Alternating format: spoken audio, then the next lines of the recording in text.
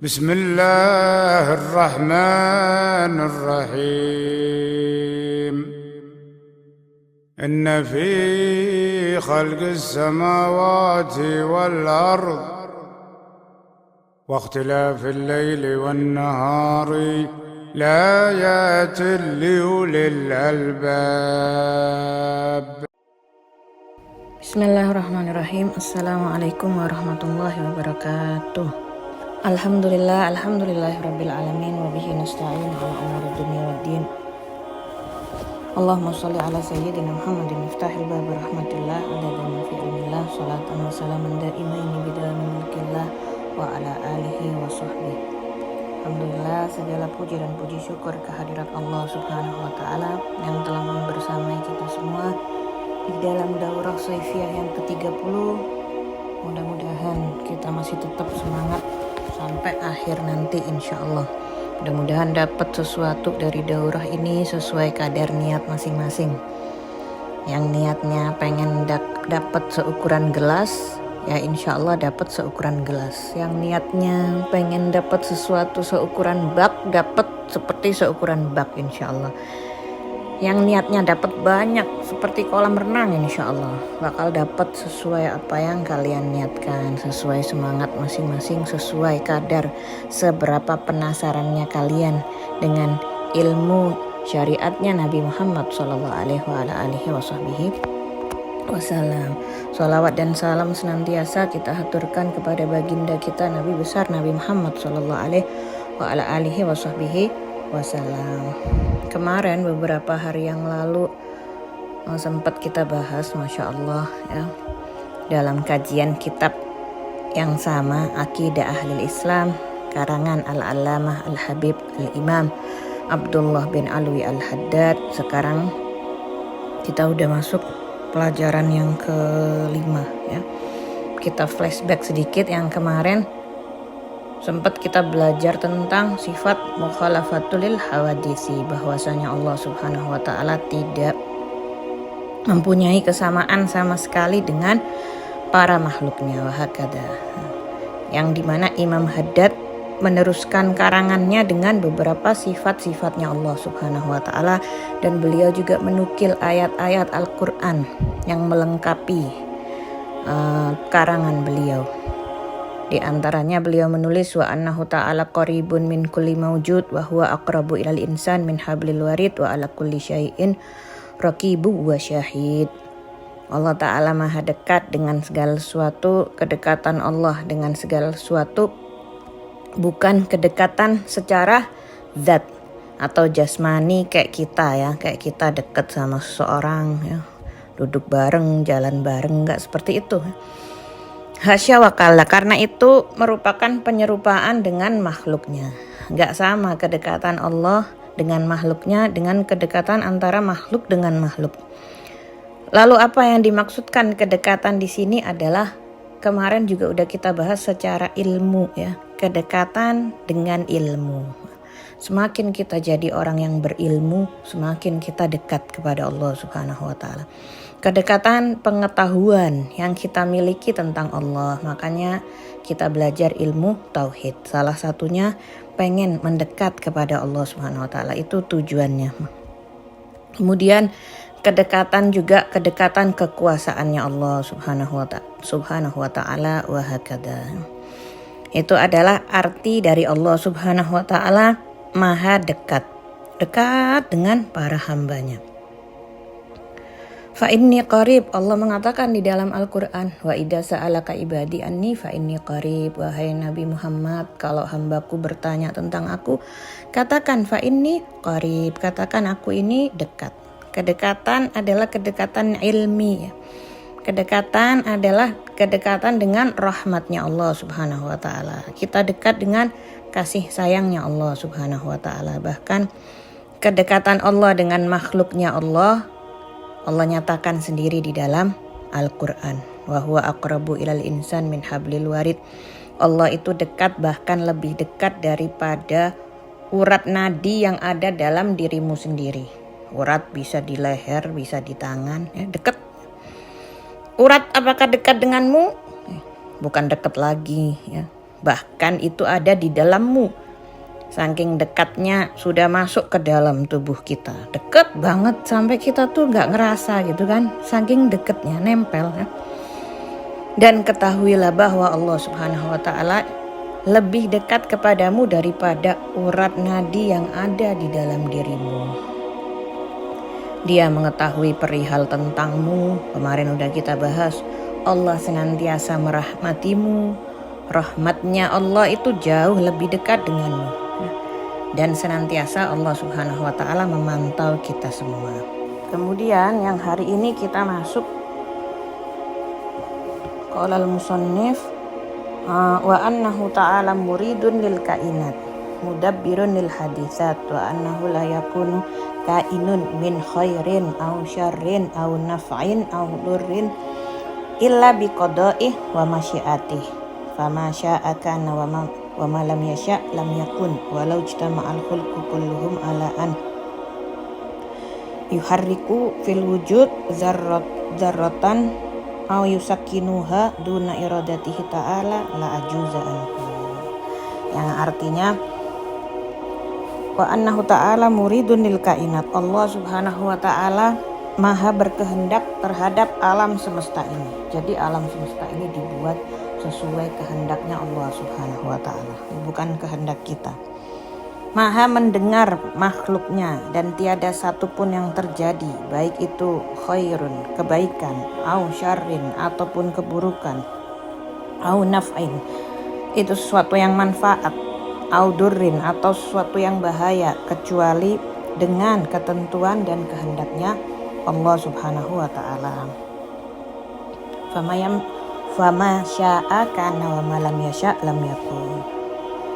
Maha apa yang Allah Subhanahu wa Ta'ala kehendaki itu pasti terjadi. Tapi yang tidak Allah Subhanahu wa Ta'ala kehendaki tidak akan terjadi.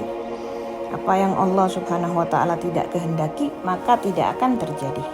Walau ijtama'al khalqu kulluhum, walaupun seandainya semua makhluk ijtima, kumpul, bersepakat, semua makhluk bersekongkol untuk menggerakkan di alam semesta ini, an yuharrikuha, tidak akan bergerak walaupun cuma sebesar partikel yang paling kecil, walaupun cuma sebesar biji atom nggak akan bergerak, walaupun seluruh dunia bersepakat menggerakkan atom tersebut nggak bakal bergerak, benda sekecil itu tidak akan bergerak.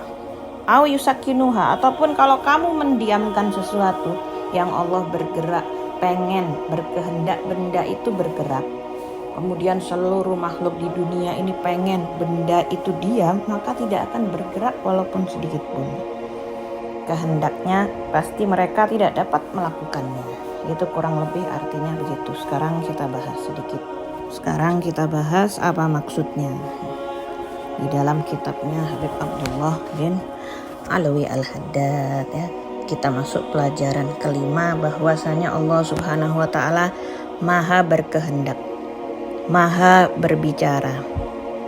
Setelah kita bahas kemarin sifat ilmunya Allah dan sifat kekuasaannya Allah, di sini kita bahas sekarang sifat iradah. Kalau kemarin kita bahas gudrah, sekarang kita membahas iradah.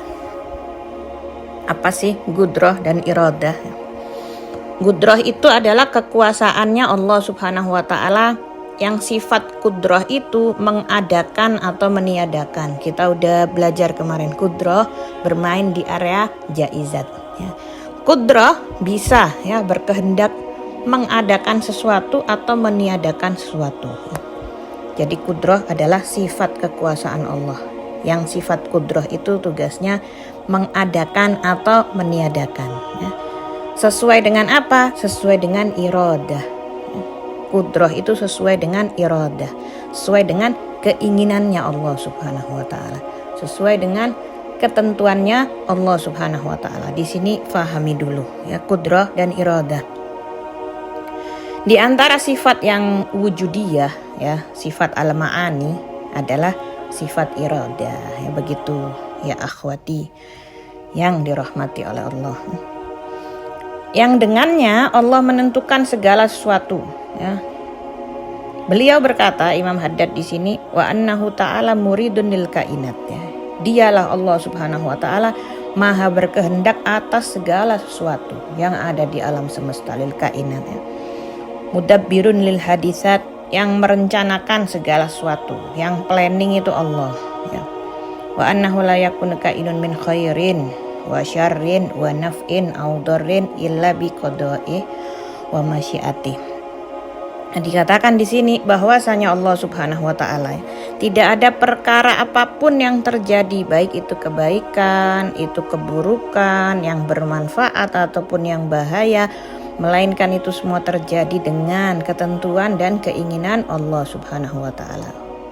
Wa masya kana wa ma lam yasya lam yakun. Apa yang Allah kehendaki maka pasti akan terjadi, dan apa yang Allah tidak kehendaki tidak akan terjadi.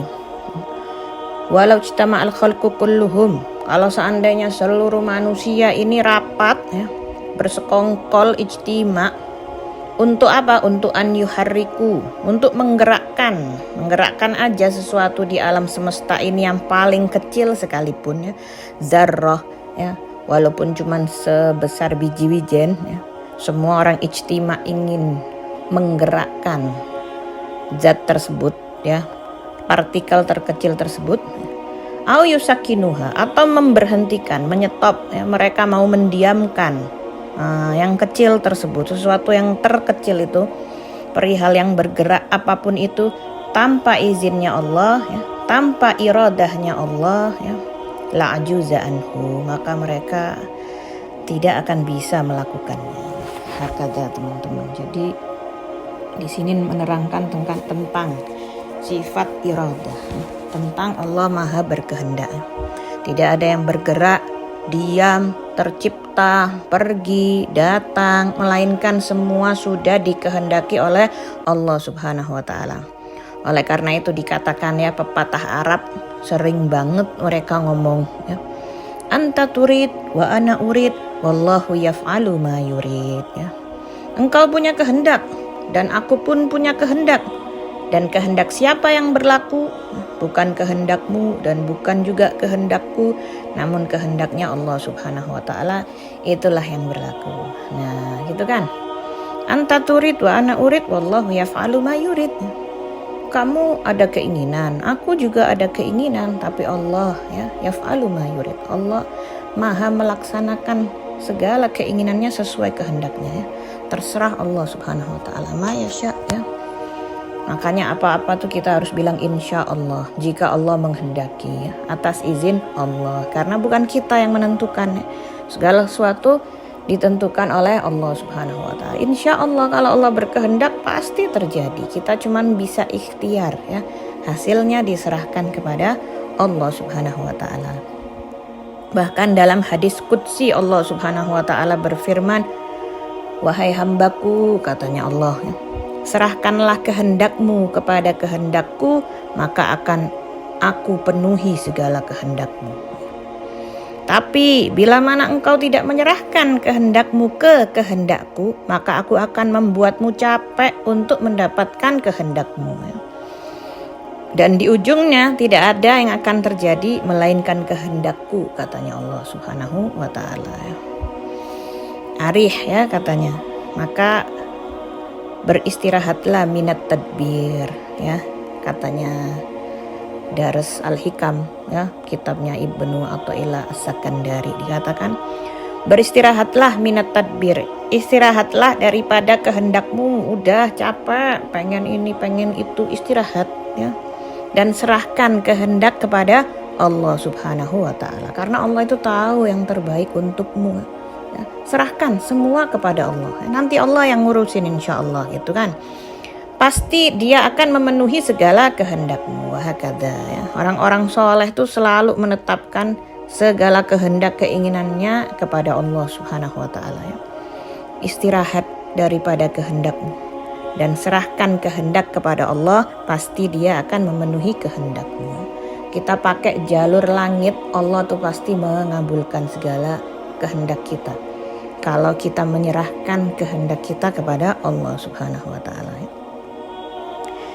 Jadi dalam perihal ini tuh kita sebenarnya membahas rukun iman ya, al-qada wal qadar. ketentuan Allah tabaannya di antara rukun iman yang 6 itu kan kita harus percaya dengan qada dan qadar, ketentuan Allah Subhanahu wa taala dan takdirnya Allah Subhanahu wa taala. Jadi kalau mengartikan secara gamblangnya qada dan qadar itu apa? Ketentuan dan takdir itu, supaya lebih gampang kita untuk masuk ke otak ya. Jadi dua kalimat ini ya akhwat, qada dan qadar ini berbeda artinya. Qada dan qadar. Apa sih bedanya antara qada dan qadar? Oke, sekarang kita bahas ya. Qada itu ketentuannya Allah Subhanahu wa taala yang bersifat lampau. Udah ada sejak zaman dulu. Lampau, tidak ada permulaan. Tabaan, iradah itu sifat yang qadimah ya. Sifat yang lampau, udah ada sejak dulu. Sebagaimana zatnya Allah qadim ya, maha lampau. Juga semua sifat-sifatnya Allah maha lampau, tiada mulanya ya, gak ada permulaan. Awalnya tuh tidak ada ya. Gudrohnya, irodahnya, semua sifat qadim, semua maha lampau, semua sifat yang terdahulu. Allah Subhanahu wa taala menentukan, itu namanya qada. Bahwasanya misalnya contoh ya, kalau di ilmu nahwu itu selalu yang dipakai contoh zaidun ya. Goma zaidun ya. Zaid itu artinya bertambah ya. Kenapa orang-orang Arab nulis kitab kok selalu zaidun? Supaya ilmunya bertambah. Jadi yang dikasih contoh itu selalu namanya zaidun. Jadi kita sekarang pakai zaidun ya. Contohnya zaidun, namanya orang Zaid ya, zaidun, fulan gitu. Allah menentukan qada ya. Zaidun akan lahir pada tahun 2022 tanggal 1 Januari ya. Tarikh 1 Januari contohnya. Itu ketentuan ini sudah Allah tentukan. Sejak kapan? Sudah sejak lama ya. Sejak kapan Allah mempunyai ketentuan bahwa Zaid akan lahir tanggal 1 Januari tahun 2022? Sudah sejak lama, tidak ada mulanya. Sudah qada, sudah ketetapan ketentuan yang udah lampau. Dari awal itu Allah sudah mengetahui dan sudah menentukan itu. Ya.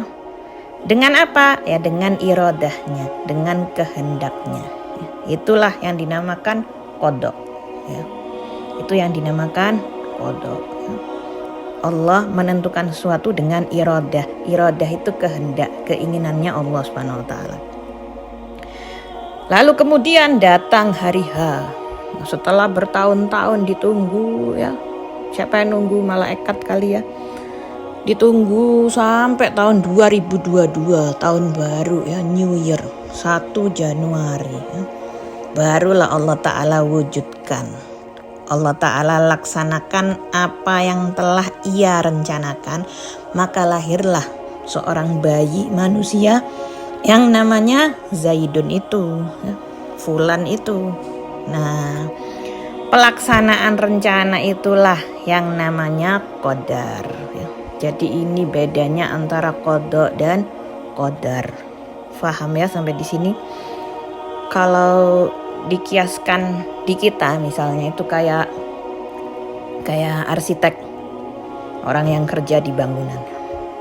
Nah, ketika arsitek itu ada klien yang minta bangunin saya apartemen atau rumah atau masjid atau pondok gitu. Arsitek mau bangun gedung, ngapain dulu? Dia gambar dulu, dia planning, dia rencanakan, dia gambar, lalu dia buat rencana planning, ya. Dia buat apa tuh? Kalau pelajaran sekolah tuh kayak schedule-nya gitu, kayak silabus gitu. Minggu pertama harus beli ini, harus kerjain ini, harus pondasinya selesai dulu yang bagian bawah itu. Kemudian dipasang kayunya sebelah sini. Hakada, semua rancangan udah rapi ya. Kerangka bangunannya udah tergambar sempurna segala macem ya. Timeline-nya juga udah selesai, hari demi hari akan dibangun apa, udah komplit semuanya. Nah, itulah permisalan qada, perencanaan. Bangunannya belum ada, tapi perencanaannya udah ada. Ketika pas datang hari H yang ditunggu-tunggu ya, mulailah membeli semen, mulailah membeli batu, membeli bahan-bahan, semuanya dibeli, dibangun asasnya pakai besi, pakai kayu, dilaksanakan sesuai yang direncanakan tadi, dibangun sesuai kerangka yang digambar tadi. Nah, itu namanya qadar, seperti itu ya. Jadi qadar itu sejatinya adalah pelaksanaan dari qada ya. Takdir itu pelaksanaan dari ketentuan ya. Makanya kita nggak boleh tuh kalau misalnya mau pergi kemudian nggak jadi ikut terus kita bilang ternyata nggak takdir. Nah, itu sesuatu yang belum terjadi. Gimana kamu bisa mengatakan itu takdir? Laksanakan dulu baru jadi takdir. Kayaknya saya besok nggak bisa ikut deh. Soalnya besok saya ada keperluan mendadak. Wes nggak takdir. Padahal aku udah pengen banget ikut. Nggak boleh mengatakan nggak takdir. Kamu nggak tahu, siapa tahu besok kamu beneran ikut gitu. Terus gak takdir, kenapa? Mau ikut gak takdir, ya nggak boleh kayak gitu ya. Apa katanya Ami Kadir? Ya, jadi takdir itu sesuatu yang sudah terjadi, baru kita tahu loh ini takdir. Ya udah dilaksanakan, ini qadar. Kalau belum, jangan coba-coba menghakimi itu bukan takdir. Karena kamu nggak tahu, yang tahu itu Allah Subhanahu wa Ta'ala ya. Jadi qadar itu adalah pelaksanaan atas qada ya. Takdir adalah pelaksanaan atas ketentuan, yaitu qada ya. Namun tobaan ya, bedanya contoh yang arsitek tadi itu dia menggambar. Tadinya dia nggak ada di pikirannya bakal menggambar itu. Dia nggak ada di pikiran untuk menggambar itu sama sekali. Sampai ada kliennya. Sama sekali nggak ada. Dia tidak mengetahui. Kemudian dia gambar. Dia rencanakan. Namun kodoknya Allah Subhanahu wa Ta'ala, ketentuan Allah Subhanahu wa Ta'ala sudah ada sejak lampau. Tidak ada yang namanya tadinya nggak tahu, itu nggak ada. Itu kalau permisalannya dengan yang kejadian terjadi pada manusia kayak arsitek gitu. Bedanya kalau Allah sudah ada sejak lampau. Tidak berarti Allah baru menciptakan keinginan untuk menciptakan Zaid, tidak ya. Enggak ya. Memang sudah Allah Subhanahu wa Ta'ala berkeinginan itu sejak lampau. Sejak lama Allah tuh tahu bakal ada yang lahir nanti di kemudian, semua sudah ada ketentuannya sejak lama. Memang sudah Allah Subhanahu wa Ta'ala berkeinginan sejak lampau, tidak ada mulanya dari keinginan tersebut, nggak ada awalnya. Oleh karena itu qada itu adalah sifat qadimah ya. Kembali ke iradah ya. Sedangkan qadar itu sifat perbuatannya, yaitu fi'il ya. Perbuatannya kapan dilaksanakan ketentuan tersebut. Jadi gandeng, namanya qada dan qadar itu gandengan. Apa ya? Jalan bareng-bareng ya, gandengan. Nanti akan terwujud ketentuan tersebut ya. Pelaksanaannya tinggal menunggu aja gitu. Oleh karena itu ya dikatakan al-qada qadim wal qadar hadis ya. Karena sifatnya fi'il.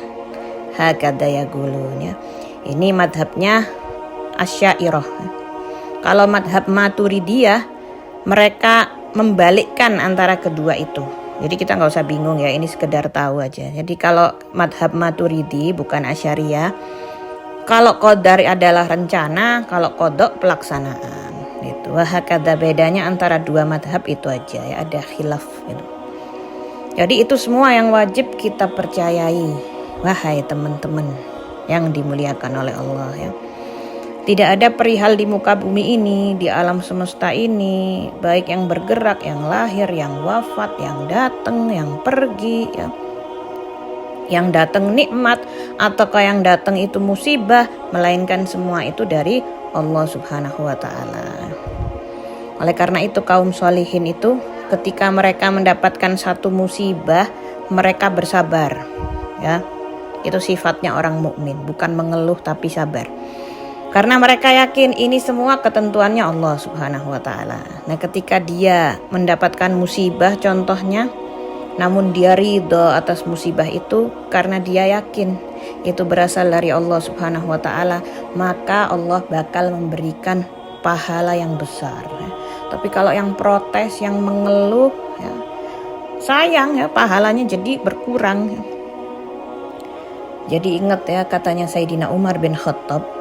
Sayyidina Umar mengatakan, bila mana aku mendapatkan musibah duniawi, maka aku bersyukur. Ya. Maka aku bersyukur kepada Allah Subhanahu wa taala. Musibah duniawi ya, bukan musibah ukhrawi.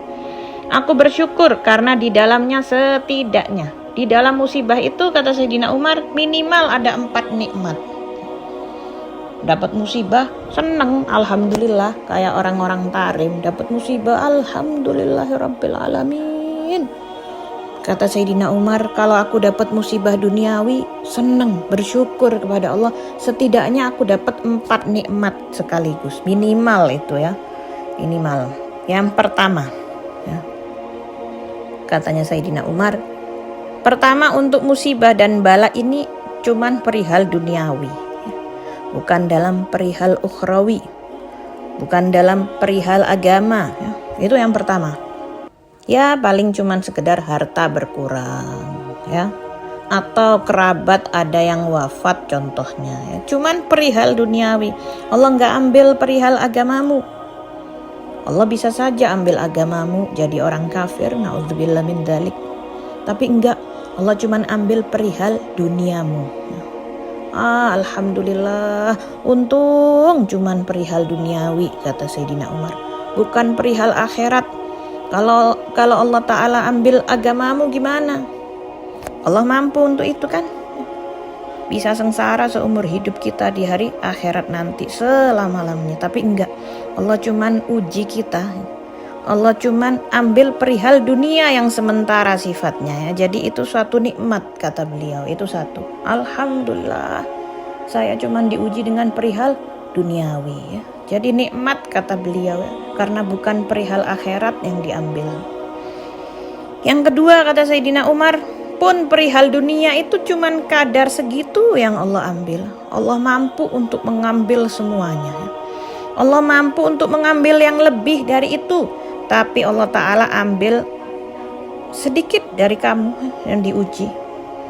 Allah Ta'ala ambil satu, orang tuamu misalnya, gak diambil semuanya. Kerabatmu, anakmu, ya. Saya punya teman Bu Nyai dari Jember itu punya anak kembar, ya. Yang satu meninggal dunia, yang satu masih hidup. Katanya Bu Nyai tersebut, alhamdulillah Ustazah, Allah masih sayang sama saya. Allah mengambil satu, menyisakan yang satunya. Ya, subhanallah, yang diambil sama Allah tuh sedikit, gak mungkin semuanya. Ya. Allah cuma mengambil sekian dari hartamu, padahal Allah bisa mengambil semuanya. Tapi enggak, disisain, ada yang lain. Alhamdulillah, masih ada yang lain yang Allah Subhanahu wa ta'ala sisakan. Itu nikmat yang kedua, katanya Sayyidina Umar, ya. Udah yang diambil dunia, alhamdulillah. Yang kedua cuman sedikit, gak semua yang diambil, kadarnya sedikit, ya, yang diambil sama Allah. Kemudian nikmat yang ketiga, Allah Subhanahu wa ta'ala berikan ganjaran, ya, ke siapa? Kepadamu, orang yang diuji. Ketika engkau mendapatkan musibah ini, alhamdulillah, satu nikmat yang besar, ya akhwat, ya. Ada ganjaran, ada pahala lagi di situ, ya. Udah Allah yang uji, Allah yang ngasih pahala, ya. Ada sesuatu di balik ujian itu. Tidak akan Allah biarkan hanya bikin kamu menderita, tidak. Ada nilainya, ada pahala. Kemudian yang keempat, yang terakhir, yang keempat, dan ini yang paling utama, kata Sayyidina Umar, adalah alhamdulillah, Allah memberikan kepadaku keridhaan atas musibah ini. Ridha atas musibah itu mahal harganya. Biasanya hanya orang-orang soleh yang mampu ridha atas musibah, ujian, dan bala, ya. Alhamdulillah, yang Allah telah memberikan kepadaku keridhaan atas musibah ini. Jadi kalau kita dapat musibah, kita ridha, katakan alhamdulillah. Nikmat dikasih keridhaan, ya. Suatu nikmat ketika engkau terkena musibah dan kau ridha, itu nikmat dari Allah, ya. Dan ridha itu nikmat banget, ya akhwat, ya. Itu katanya Sayyidina Umar bin Khattab. Setidaknya kalau aku dapat bala, dapat ujian, aku dapat 4 kenikmatan. Minimal 4. Banyak hikmah di balik ujian. Ya, kita bakal tahu hikmahnya nanti. Mungkin sekarang nangis, bertahun-tahun kemudian ketawa. Bener ya, hari itu aku diuji. Kalau tidak, begini gitu ya. Ada orang kena musibah, stres, depresi, kebingungan. Ada yang seperti itu, tapi enggak ya. Kita kena musibah contohnya ya, dan kita ridho dengan musibah itu, kita tenang, kita enggak stres, malah dapat pahala ya. Itu satu nikmat juga. Dikasih musibah kita tenang, enggak stres, enggak depresi ya. Itu juga satu nikmat. Enggak panik, Masya Allah ya. Kata Sayyidina Umar, tiap-tiap musibah dunia minimal ada 4 kenikmatan di dalamnya. Oleh karena itu kalau seandainya orang sadar dan dia tahu bahwa semuanya ketentuannya Allah SWT, bahwasanya semua kehendaknya Allah SWT, maka dia tenang, nyaman hidupnya. Wahakadha ya akhwat, itu perihal iradah, perihal Allah SWT maha berkehendak ya.